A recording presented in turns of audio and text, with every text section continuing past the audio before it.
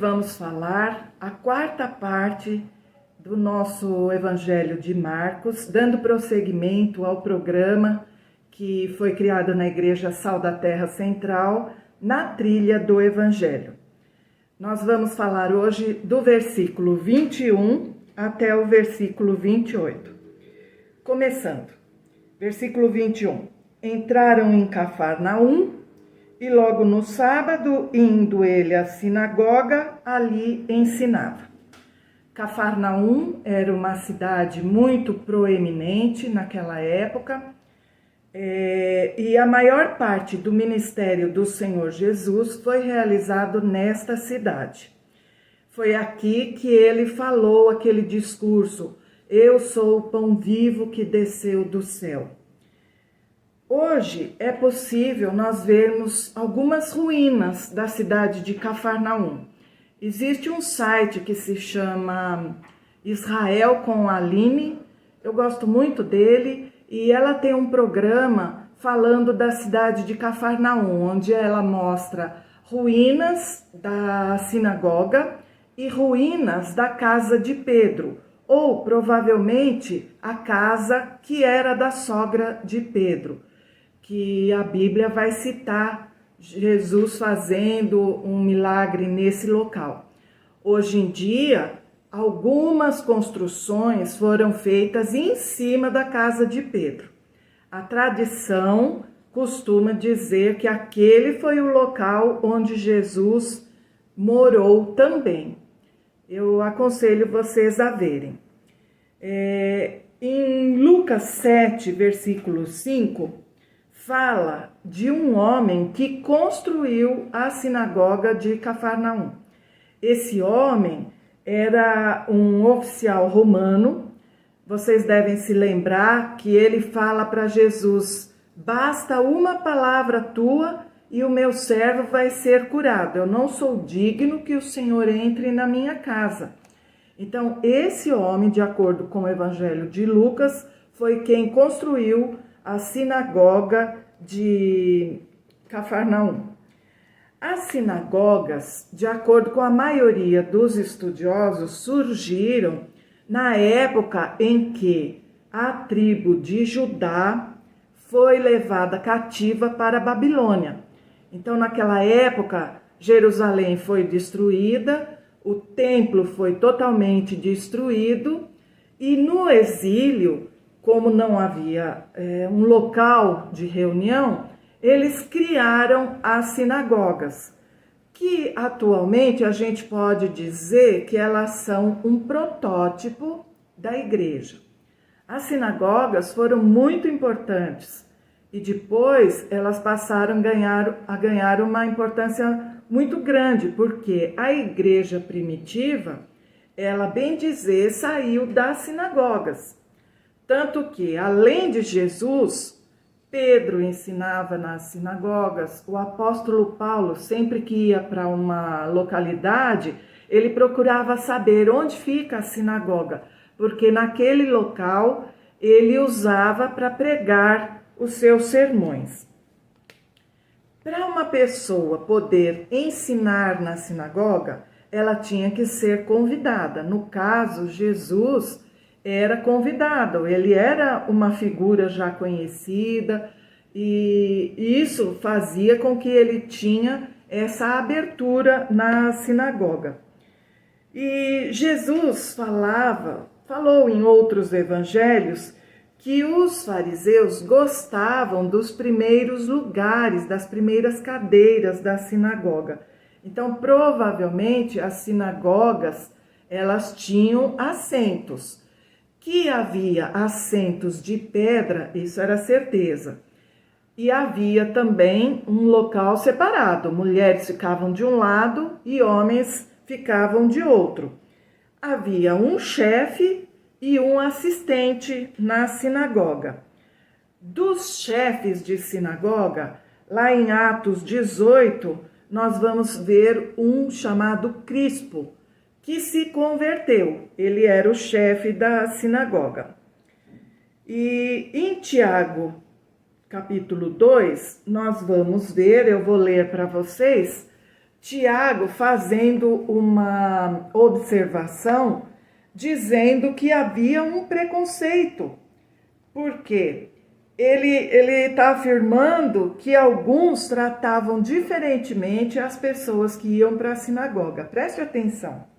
Meus irmãos, como podem afirmar que têm fé em nosso glorioso Senhor Jesus Cristo, se mostram favorecimento a algumas pessoas? Se, por exemplo, alguém chegar a uma de suas reuniões nas sinagogas, vestido com roupas elegantes e usando joias caras, e também entrar um pobre com roupas sujas, e vocês derem atenção ao que está bem vestido, dizendo-lhe: sente-se aqui neste lugar especial, mas disserem ao pobre: fique em pé ali, ou sente-se ali no chão, essa discriminação não mostrará que agem como juízes guiados por motivos perversos? Então, as sinagogas, com certeza, tinham essa diferenciação. Elas tratavam de forma desigual as pessoas. Mas, de qualquer forma, a sinagoga foi uma excelente criação. Ela favoreceu que aqueles exilados e, posteriormente, a igreja que estava nascendo tivesse um local de encontro. E já nesse primeiro versículo que nós estamos estudando, a gente vai ver repetindo essa característica de Marcos, que é usar a palavra logo, imediatamente. Aqui de novo, ó, e logo no sábado, logo, está mostrando a característica de Jesus como servo trabalhador, ele que não para. Indo ele à sinagoga, ensinava. Então, que maravilha, Jesus estava naquele sábado ensinando a todas aquelas pessoas que estavam presentes naquela sinagoga. O versículo 22 vai dizer: e maravilhavam-se da sua doutrina, porque os ensinava como tendo autoridade, e não como os escribas. Os escribas eram pessoas muito respeitadas naquela sociedade. Eles eram os encarregados de fazerem as cópias dos livros da Torá, os livros de salmos, de profecias, e eles conheciam muito a lei, porque eles passavam o tempo todo procurando se inteirar dos assuntos da lei. E esses escribas, eles eram, além de respeitados, eles também tinham algumas características que Jesus, em outras ocasiões, vai revelar. Eles eram chamados de doutores e mestres da lei, e eles tinham uma certa arrogância por serem doutores e mestres da lei. A gente tem conhecimento que Esdras, que escreveu um livro lá no Velho Testamento, ele era, além de sacerdote, era também escriba. E um escriba chegou a falar para Jesus, isso está registrado em Mateus 8, conforme Jesus estava falando, um escriba fala: mestre, eu te seguirei por onde quer que o Senhor for. E Jesus vai falar: as raposas têm tocas onde vivem, as aves têm ninhos, mas o Filho do Homem não tem sequer um lugar para reclinar a cabeça. E também Jesus vai falar com certa prevenção sobre a maioria dos escribas, lá em Marcos 16, mais para frente a gente vai ver isso. Ele vai falar: guardai-vos dos escribas que gostam de andar com vestes compridas e de serem cumprimentados nas praças. Então, essas pessoas, os escribas, eles eram vistos, principalmente porque Jesus estava identificando isso neles, que eles andavam com um tipo de veste diferente.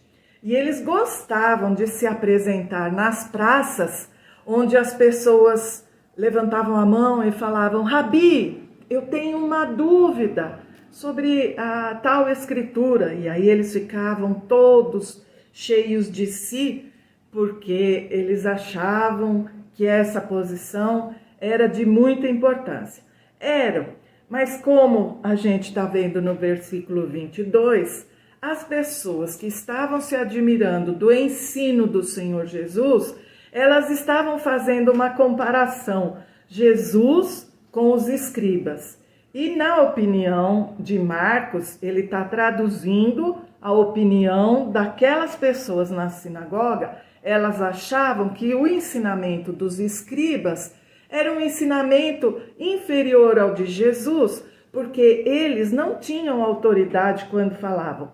Mas o Senhor Jesus, quando falava, ele sim tinha autoridade. Versículo 23. E estava na sinagoga deles um homem com um espírito imundo, o qual exclamou dizendo. Então imagine Jesus pronunciando os seus ensinamentos e no meio daquele ensinamento, um homem com um espírito imundo acaba tendo uma manifestação. E algumas pessoas, esse assunto de espírito imundo, ele não é unanimidade na Bíblia. A maioria entende que quando Satanás se rebelou contra Deus, e existem 2 textos na Bíblia que tratam dessa rebelião, um está em Isaías 14 e o outro em Ezequiel 28. Eles tratam aquele 1/3 dos anjos que veio com Satanás, que caíram na rebelião juntamente com Satanás.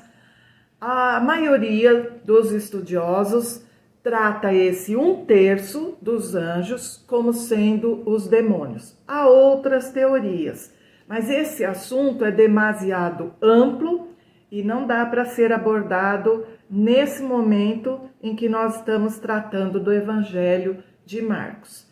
Então, esse espírito imundo, ele vai se manifestar bem no meio do ensinamento do Senhor Jesus. E ele, provavelmente, era mais do que um, porque o versículo 24 vai reproduzir a fala dele. Ah, que temos contigo, Jesus Nazareno. Esse Jesus Nazareno, ou Jesus de Nazaré, é uma forma que hoje a gente pode chamar nome e sobrenome, porque as pessoas naquela época, elas eram conhecidas ou pelo nome de família, ou pelo nome da profissão, é o título da profissão, ou pela cidade em que morava, ou da onde vinha. No caso, Jesus, ele vinha da cidade de Nazaré, embora ele tenha nascido na cidade de Belém. E esses espíritos imundos se referem a Jesus pelo identificador de Nazaré. Vieste destruir-nos. Então aqui a gente está vendo uma comunicação na primeira pessoa do plural. Eles estão falando em uma pluralidade. Vieste destruir-nos. Nos quer dizer bastante. Bem sei quem és. Quando ele está falando agora, bem sei, ele está falando na primeira pessoa. Então, provavelmente, aqui é o líder dessa quantidade que a gente não sabe qual é, que está manifestada nesse nome.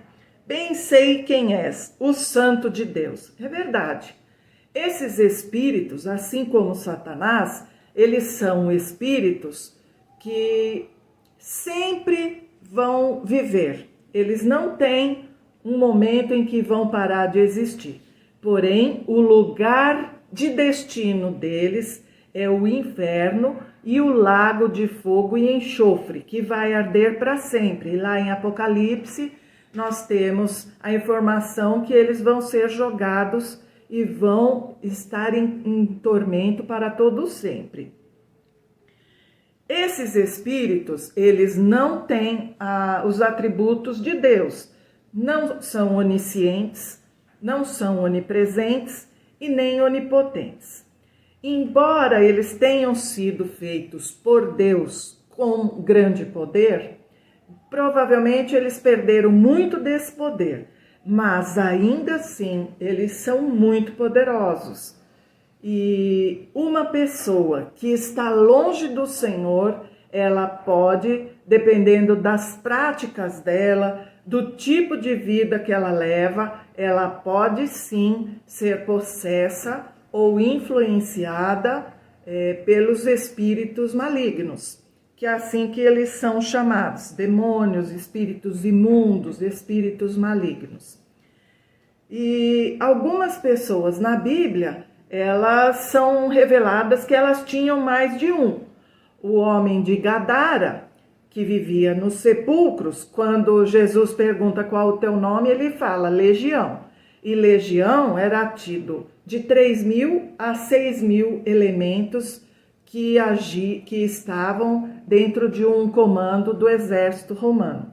A própria Maria Madalena, que foi liberta pelo Senhor Jesus, a Bíblia fala que ela tinha 7 demônios. E Jesus, no versículo 25, vai repreender ao líder deste conjunto de espíritos malignos, dizendo: cala-te e sai dele. E isso foi imediatamente respeitado por esse conjunto de espíritos malignos. Eles, agitando-o e clamando com grande voz, saíram daquele homem. Imagine se você já teve essa experiência de presenciar uma pessoa com espíritos malignos, você sabe o quão violento pode ser o comportamento de uma pessoa nessa circunstância.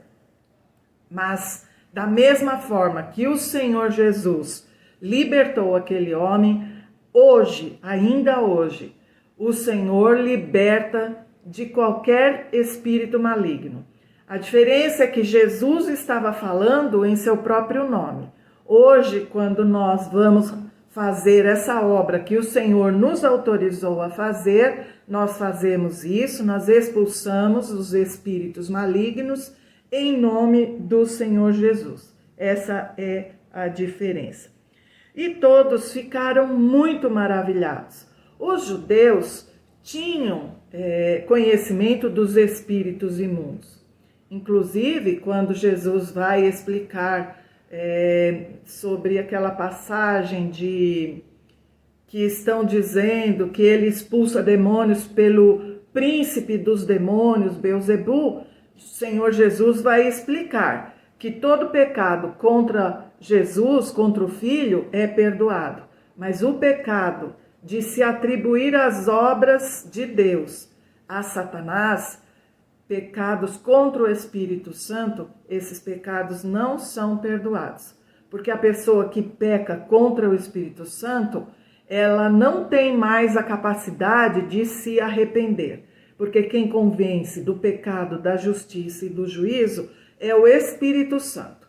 Se a pessoa pecou contra ele, ele não vai ter condições de convencer aquela pessoa do pecado, da justiça e do juízo. Então, os demônios não têm mais essa permissão de pedir perdão. Eles não têm perdão. Para todos sempre, o pecado que eles cometeram, a rebelião contra Deus, não tem mais perdão. E todos se admiraram a ponto de perguntarem entre si, dizendo: que é isto? Que nova doutrina é esta? Pois com autoridade ordena aos espíritos imundos, e eles lhe obedecem. De novo, e logo, é engraçado, agora que a gente já sabe como que que Marcos tem a característica dele, agora toda vez que a gente ouve a palavra logo, a gente tem vontade de rir. E logo correu a sua fama por toda a província da Galileia. É claro, Jesus ficou muito famoso, não só porque expulsava, mas porque o ensino dele era diferente e porque ele curava. E muitas vezes as curas que ele fez, elas tinham por trás das enfermidades um espírito maligno operando. Mas queremos terminar essa exposição de hoje reafirmando: Jesus Cristo é o mesmo ontem, hoje e será eternamente.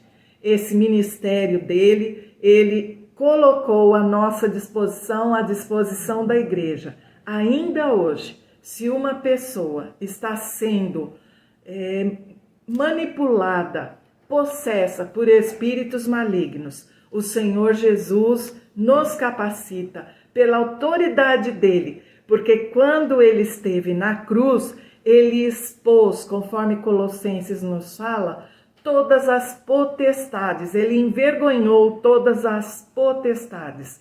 E hoje nós temos autoridade em nome do Senhor Jesus. Até a próxima!